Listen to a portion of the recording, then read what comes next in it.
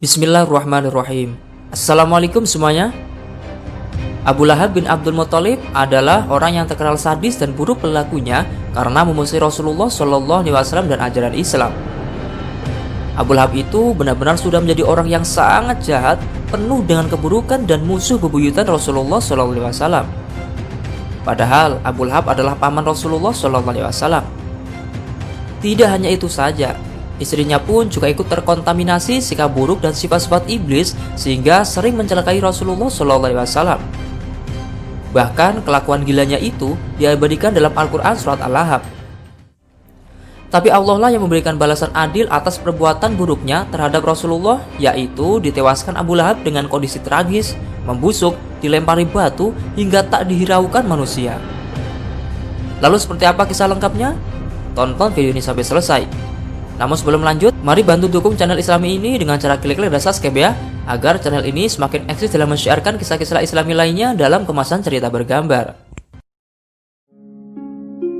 Abu Lahab merupakan salah seorang paman Nabi Shallallahu Alaihi Wasallam atau putra dari Abdul Muthalib, kakek Rasulullah. Lahab berarti yang menyala-nyala.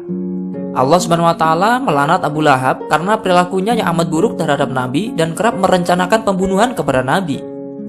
Namanya bahkan diabadikan dalam Al-Quran surat Al-Lahab yang terdiri atas 5 ayat.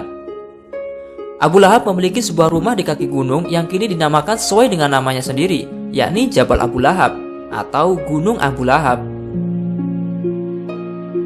Ada 2 paman dari Nabi Muhammad SAW yang hingga akhir hayatnya tidak memeluk agama Islam, yaitu Abu Thalib bin Abdul Muthalib dan Abdul Uzza bin Abdul Muthalib. Dibandingkan dengan Abu Lahab, Abu Thalib tidak menentang dakwah Rasulullah SAW, namun tidak menerima agama Islam yang Rasulullah bawa.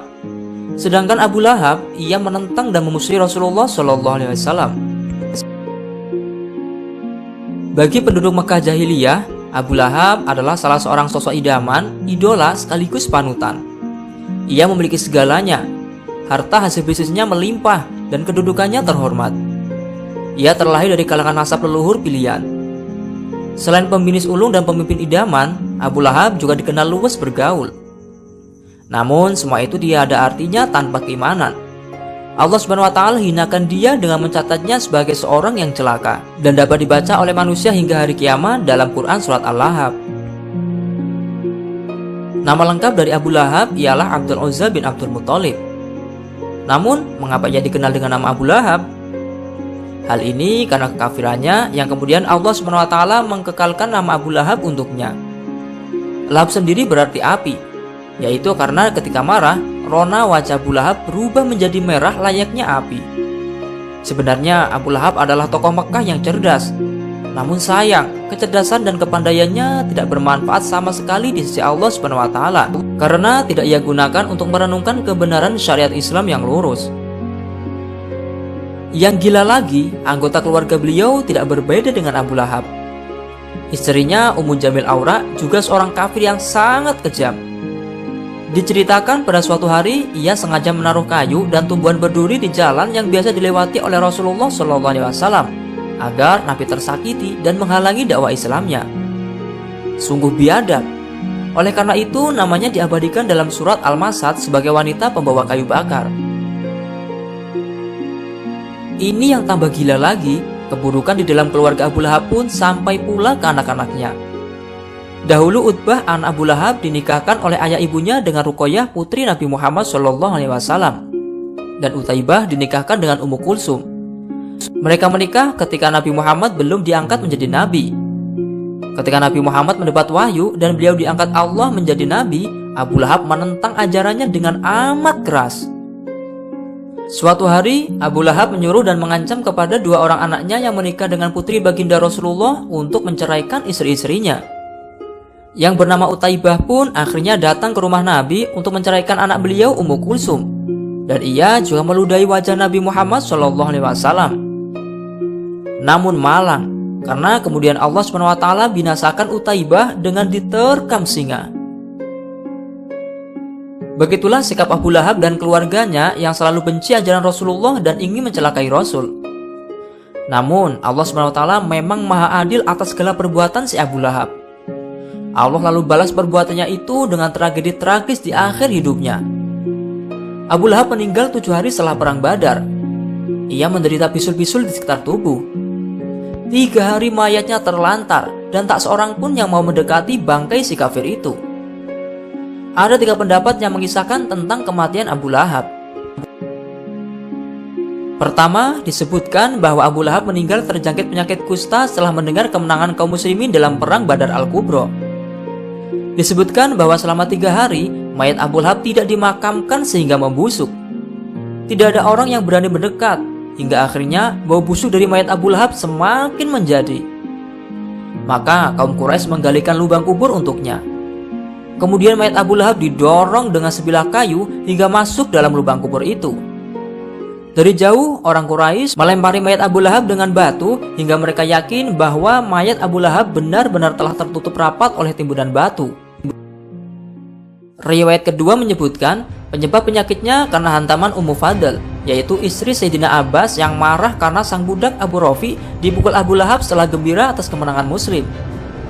Ummu Fadl mencabut tiang kemahnya, kemudian memukul kepala Abu Lahab seraya berkata, "Beraninya kamu memukul Abu Rafi saat majikannya tidak ada." Lalu kepala Abu Lahab terluka parah dan bercucuran darah. Lantas ia pergi meninggalkan rumah saudaranya Abbas. Selang 7 malam, luka parah itu kian membekas sampai ke otak hingga menyebabkan pembusukan. Sedangkan riwayat ketiga mengungkapkan kisah tentang kematian Abu Lahab dan istrinya Ummu Jamil yang dalam Al-Quran disebut Hammalatal Hatab. Bahwa suatu ketika Nabi melintas jalan di area ini. Istri Abu Lahab melempari beliau dengan rating berduri yang dibawa di lehernya. Lalu rating-rating berduri itu terjebak di kerudungnya. Seketika itu tanah bergerak menyeret Ummu Jamil ke depan hingga membuatnya bertabrakan dengan suaminya yang sedang berjalan di depannya. Keduanya pun tewas seketika. Akhir kisah tragis ini menghantarkan Abu Lahab kekal di neraka Jahim selama-lamanya. Namun menurut riwayat dari Sahih Bukhari, ada keterangan menyebutkan bahwa Abu Lahab mendapatkan keringanan siksa setiap hari Senin sebab dia pernah bergembira atas kelahiran Rasulullah SAW.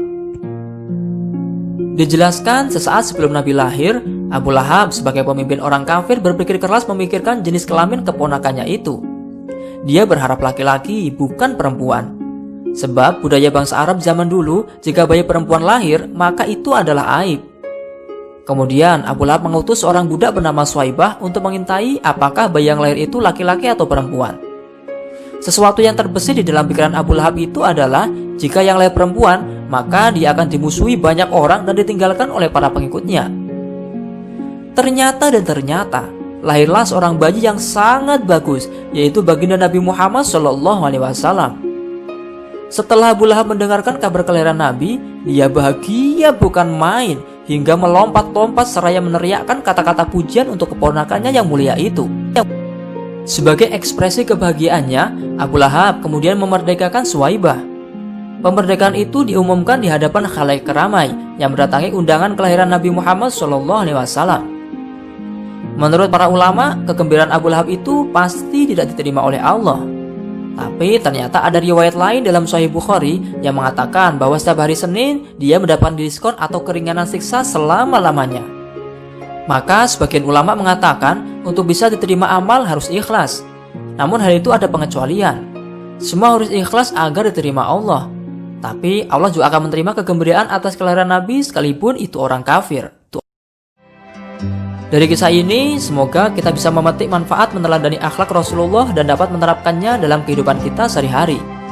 Semoga kita semua diakui umat Rasulullah SAW dan berhak mendapatkan syafaatnya di akhirat kelak. Amin. Ila hadrati Rasulillah Muhammad SAW. Al-Fatihah. Jangan lupa subscribe channel Muqtadir Anwar ya. Wallahu a'lamu bishawab wal muradi. Terima kasih telah menonton video ini. Jika ada kesalahan dalam penulisan sejarah di atas, kami mohon maaf yang sebesar-besarnya dan mohon untuk meluruskan lewat kolom komentar ya. Jangan lupa tinggalkan jejak dengan cara klik like, subscribe, komen, dan share video ini sebanyak-banyaknya ya, agar channel ini bisa mencapai 1 juta subscriber dan semakin eksis dalam mensiarkan kebaikan. Amin. Saya akhiri, wallahu muwaffiq ila aqwamit thoriq. Wassalamualaikum warahmatullahi wabarakatuh.